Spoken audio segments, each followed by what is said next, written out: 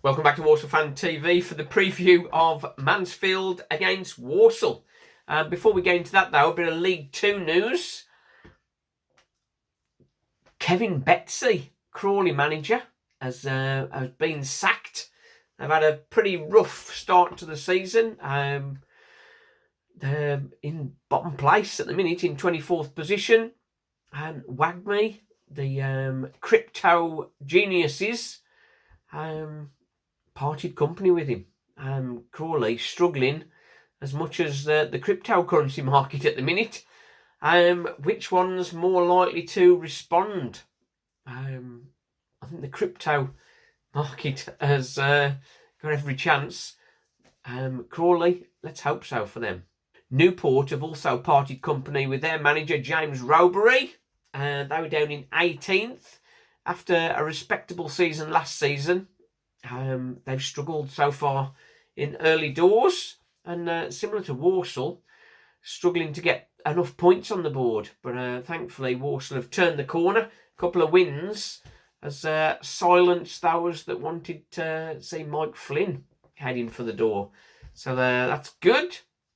But a team that are doing particularly well are Carlisle. Carlisle, a bit of a surprise package at the moment, lying in 7th position. Paul Simpson, 3 wins, 3 draws in the last 6 games. 21 points, just 5 points above Walsall. So 5 points off 7th. That's going to be the challenge, trying to catch the likes of Carlisle, who are a surprise package.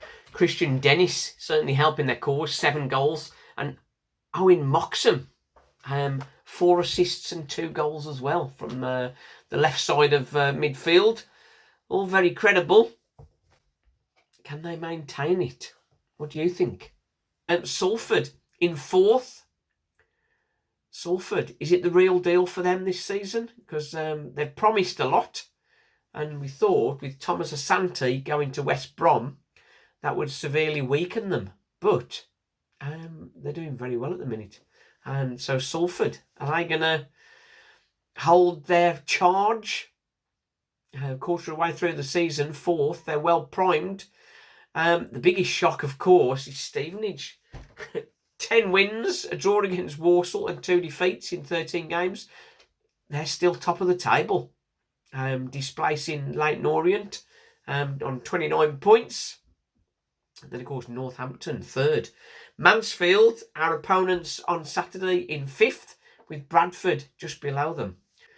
Swindon and Tranmere have been on good runs of late, and after a poor start to the season, they're looking to challenge and are moving up towards the top 7 as well. Can Walsall carry on climbing with them?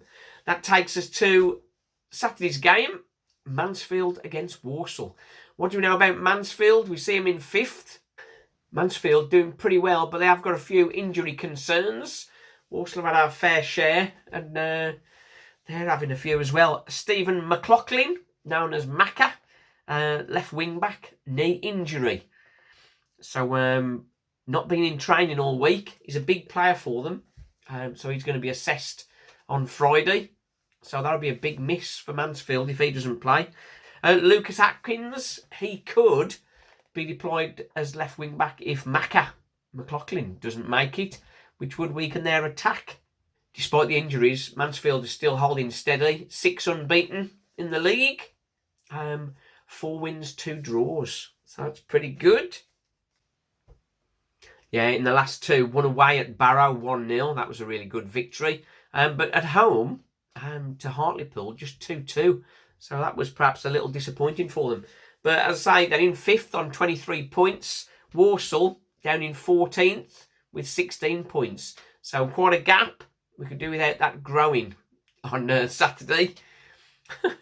Mansfield made the decision to move the kickoff till 1 o'clock with the intention of saving energy, saving electricity from the earlier kickoff.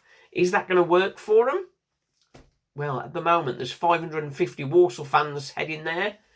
So maybe less than perhaps there would have been. Me and Stephen were there last season. And we had we had a decent performance, but they wore us down and eventually beat us 2-0. But with potentially 800 less fans joining them, that's going to cost them somewhere in the region of 16 grand. So is that a wise decision to move it forward? Perhaps not. As for Walsall team news, Danny Johnson will not be able to play against Mansfield. So he won't be adding to his tally. Who is going to be scoring the goals? Because we have relied on DJ quite a lot. Of course, Tom Knowles and Hutch and Andy Williams have got goals recently. So maybe another glancing header from Andy Williams. Or another smart finish from Tom Knowles, perhaps. Or there's another shot in the dark from Hutch. We'll have to see. It's about time we had some goals from defence, isn't it? We don't get enough goals from set pieces. I think Walsall will be going 3-5-2. We are sort of settling on that now. So expect Owen Evans to be in goal. Manny Month, Donovan Daniels and Aidan White. Expected to make up the back three with Peter Clark sitting on the bench. In the middle, we have questioned it, but 2 wins on the bounce. We're starting to accept it. Kinsella and Comley. And we have Bennett on one side, Allen most likely on the left, with Hutch the furthest forward in our midfield, feeding Douglas James Taylor, who's been doing good, but looking for his first goal for us.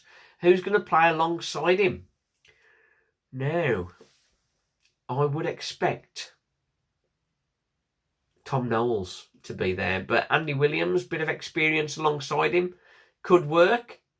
And then, bit of a curveball, I think he'll be on the bench.